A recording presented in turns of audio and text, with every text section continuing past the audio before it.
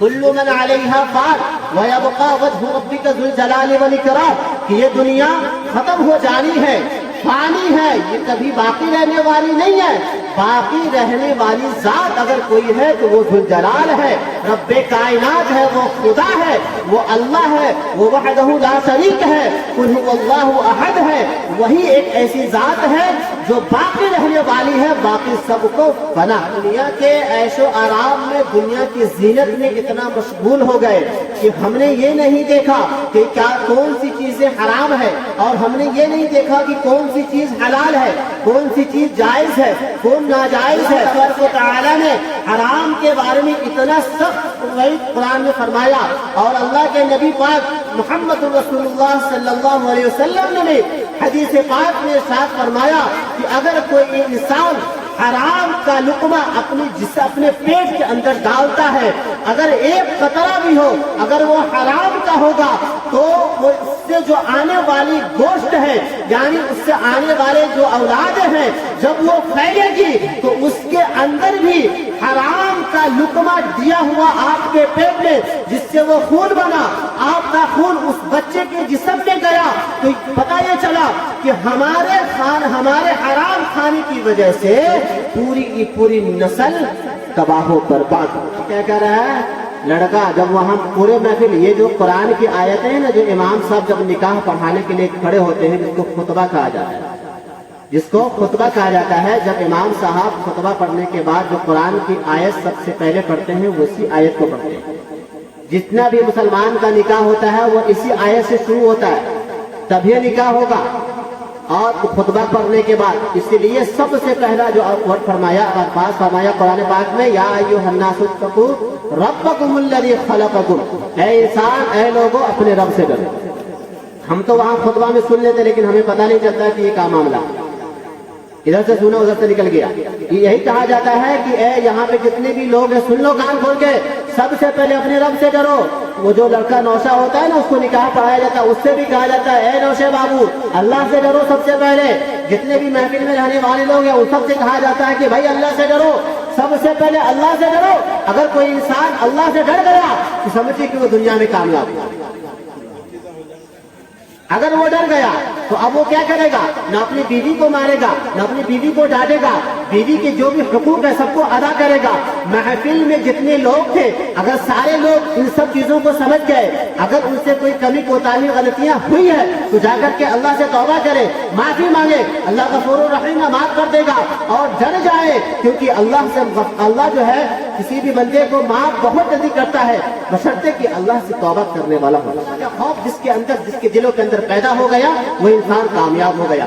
इसलिए सबसे पहले पैगाम दिया जाता है कि ऐ लोगों, अपने रब से डरो। उसके बाद का पैगाम है निकाह कबूल करना। ये लड़की आपको कबूल है कि नहीं है, ये सारी चीजें हैं, मोहर जान इतना, ये सब सारी चीजें आपको कबूल है कि नहीं, ये सब बाद में। पहले रब से डरो, और रब से डरने के बाद अपनी बीवी को कबूल करो, और उसका जो महर जाएगा ना, वो भी आपके ऊपर जो तय किया गया है, वो भी उसको इज्जत के साथ अदा कर देना। आज के दौर में इसका माहौल बन चुका है, लोग ये समझते हैं कि मोहरदैन कोई चीज नहीं है, बिल्कुल खिलौना बन चुका है। जितना बांधना है उतना बांध दो, 51,000 बांधना बांध दो, 1 लाख बांधना बांध लो, 25,000 बांधना, जितना मर्जी उतना बांध दो। ये कौन रहा है? सल्लल्लाहु अलैहि वसल्लम की हदीस है, जिसका मफहूम है, यहाँ पे उलमा मौजूद है, आप किसी भी उलमा से इसके बारे में तहकीक कर सकते हैं कि जिसकी नीयत भी अगर महर दैन अदा करने की ना हुई तो गोया उसका निकाह ही नहीं हुआ। क्यों? क्योंकि इसलिए कि जब महर दैन अदा करने की आपकी नीयत नहीं हुई तो वो बीवी आपके लिए नाजायज हो जाएगी। इतना सख्त वईद है। लोग समझते हैं कि हम तो बस जितना बांधना है बांध लो, दे कौन रहा है, मत दो। अल्लाह को कोई परवाह नहीं है, अल्लाह को कोई फर्क नहीं पड़ने वाला, नबी को कोई फर्क नहीं पड़ने वाला, उलमा का कोई फर्क नहीं पड़ने वाला, न किसी के माँ बाप का, न किसी इंसान को कुछ फर्क करने वाला है। फर्क पड़ेगा तो वो आपका पड़ेगा, आपके आमाल जाएंगे, आपकी जिंदगी बर्बाद होगी, आप जहन्नम के हकदार बनेंगे। आपकी नीयत में खोट है तो इस नीयत को दुरुस्त कर लीजिए, ताकि जब नबी को मानते हैं तो नबी का पैगाम यह है कि महर दैन अपनी बीवी का वक्त पर अदा कर। डिमांड जिसको बोलते हैं, गाड़ी का डिमांड था, आपकी ख्वाहिश थी, उसने वो ले लिया, और जो भी डिमांड था आपका आपने ले लिया। جو بھی رقم آپ کو طے کیا تھا، آپ نے طے کیا تھا، آپ نے کیا، آپ کے باپ نے کیا یا آپ کے عزیز و اقارب نے کیا، جو بھی نے کیا، سب بیٹی والوں نے آپ کو دے دیا، اس میں کمی نہیں کیا۔ اگر اس میں 10-5 کم ہو گئے تو ہنگامہ کر دیتے کہ ہم کیوں لیں گے 10,000 کم یا ہم کیوں لیں گے 5,000 رقم۔ جب آپ نہیں سہ سکتے تو وہ بیٹی کیوں سہے؟ جو بھی آپ کی حیثیت کے مطابق، جو بھی آپ کی طاقت تھی، محلے والوں نے، اس کے باپ نے مل کر کے جو بھی آپ کے اوپر طے کیا ہے، یا آپ کے اوپر فرض بنتا ہے کہ آپ اس کو چاہے 2 حصوں میں دے سکتے ہیں، یا تو آپ چاہے اپنی بیوی سے ملاقات کرنے سے پہلے ہی دے دیں، اس کو معجل کہا جاتا ہے، مہر معجل، یا چاہے آپ بعد میں ادا کر سکتے ہیں، آپ اپنی سہولت کے حساب سے اس کو مہر معجل کہیں۔ 2 طریقہ ہے، آپ جس طریقے کو بھی اختیار کرنا چاہے کر سکتے ہیں۔ چاہے آپ اپنی بیوی سے ملاقات کرنے سے آپ کی طاقت ہے، آپ پورا جتنا بھی رقم آپ کو مہر دین سنایا گیا، لوگوں کو پتہ ہی نہیں چلتا کہ مہر دین ہے کیا۔ جان لیجیے کہ مہر دین وہ ایک ایسی چیز ہے جو بیوی کا وہ حق ہے، وہ جب چاہے وہ آپ سے وہ طلب کر سکتے۔ لوگ سمجھتے ہیں کہ بعد میں معاف کروا لیں گے، اگر بیوی مر جائے تو جا کے کان میں کہتے کہ بھائی ہمارے بیوی، تو میری بیوی کی مہر دین معاف کر دو۔ مرنے کے بعد بتائیے کہ جب کوئی انسان سو جاتا ہے، یا ہمارے آپ کے گاؤں میں یا ہمارے سماج کا یہ ماحول بن چکا ہے، جب بیوی مر جاتی ہے تو جا کے کان میں کہلواتے ہیں کہ جا کے کہہ دو کہ مہر معاف کر دینے کو۔ ایسا نہیں ہوتا، وہ بھی انسان جب مر جاتا ہے تو اس کو کوئی سنائی دیتا ہے؟ نہیں دیتا۔ یہ سب رسم و رواج غلط ہے، یہ بناوٹی رواج ہے، ایسا کچھ نہیں ہوتا ہے۔ نہیں، آپ کو نبی نے یہ بھی حکم نہیں دیا اور یہ بھی حکم نہیں دیا، کسی کتاب میں آپ کو یہ فرمان نہیں ملے گا کہ آپ کو اجازت دیا جائے کہ بیوی سے کہا جائے کہ ہمیں مہر دین معاف کر دو۔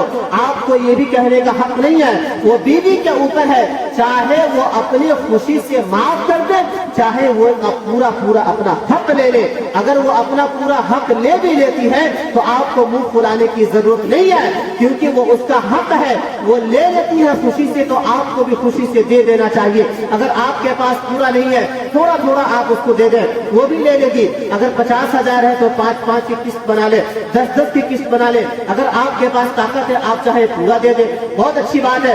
اگر آپ نے اپنی بیوی کو پورا مہر دین ادا کر دیا، اب آپ کی بیوی اگر اس میں سے آپ کو چاہے وہ پورا لوٹا دے یا چاہے اس میں سے تھوڑا بہت دے دے، چاہے وہ آپ کو آدھا دے دے، وہ اس کی خوشی ہے، تو پھر اس پیسے کو شریعت نے یہ اجازت دیا ہے کہ جب بیوی آپ کو جو پیسہ لوٹا دے، چھوڑ دے، اس پیسے کو آپ کھائیں گے تو آپ اس کے گنہگار نہیں۔ لیکن پہلے نیت درست کریں۔ اس لیے نسلیں برباد ہو رہی ہیں۔ یہ مسلمان کی جو نسلیں ہیں نا، یہ جو بربادی کے کگار پہ جا رہی ہے نا، یہی سب وجہ ہے۔ چھوٹی مثالیں بتائیے، اگر آپ نے 1 لاکھ روپیہ لیا، اگر 25,000 مہر دین باندھ دیا گیا تو کیا ناجائز ہے؟ آپ کماتے ہیں 20-25,000 روپیہ، کوئی ناجائز نہیں۔ کیوں؟ کیونکہ آپ کی طاقت، شریعت نے یہ اجازت دیا ہے کہ لڑکے کی طاقت دے کر کے، لڑکے کی حیثیت کو دیکھ کر کے یہ مہر دین مانا جائے کہ لڑکا بآسانی سے اس کو ادا کر دے۔ آج کے دور میں 25,000 20,000 15,000 روپیہ کوئی معنی نہیں رکھتا۔ آج کے دور میں تو لاکھ روپے، 1,000 روپے وہ صرف 100 روپے کے معنی لگا گیا۔ 500 روپے تو 5 روپے کے معنی میں لگتا۔ 500 روپے لے کے جائیے بازار میں جھولا بھی نہیں پڑتا۔ پیسہ کا کوئی مول نہیں رہا آج کے دور میں۔ بہت زیادہ مہنگائی بڑھتی جا رہی ہے، اتنی بڑھتی جا رہی ہے کہ پیسہ بڑھتا جا رہا ہے۔ 25,000 50,000 آج کے دور میں اگر کوئی بندہ 25,000 مہینہ کما رہا ہے تو 2 مہینے میں 50,000 کما رہا ہے۔ آپ کو دینا کب ہے؟ آپ کو جب تک آپ کی زندگی ہے، آپ کو تب تک ادا کرنا ہے۔ چاہے تو آپ پہلے بھی ادا کر سکتے، تھوڑا کر کے ادا کر لیں۔ نیت صاف کر کے رکھیں کہ ہمیں اپنی بیوی کا حق ادا کر دیں۔ یہ حق ہے، یہ حقوق العباد میں سے ہے۔ اگر آپ اپنی بیوی کا حق ادا نہیں کرتے تو پھر آپ ناجائز ہیں۔ آپ کی بیوی آپ کے نکاح پڑھانے کے باوجود بھی، قبولیت ہونے کے باوجود بھی شریعت یہ کہتی ہے کہ آپ کی وہ بیوی نہیں، صرف نیت۔ اس لیے سب سے پہلے اگر کوئی بچہ، کوئی لڑکا اگر شادی کرنے جا رہا ہے تو سب سے پہلے اس کے گارجین جو ہیں، جو اگر ان کے گارجین نہیں جانتے ہیں، نہیں پڑھے لکھے ہیں، تو کم سے کم ایک دوسرے گارجین جو ان کے قریبی ہے وہ ان کے گارجین کو بتا دیں کہ آپ اپنے بچے سے یہ بتا دیں کہ بھائی تم نیت درست کر، نیت صاف کر۔ اس لیے آج یہ مسلمانوں کی جو نسلیں برباد ہو رہی ہیں یہی سب ہوتا ہے۔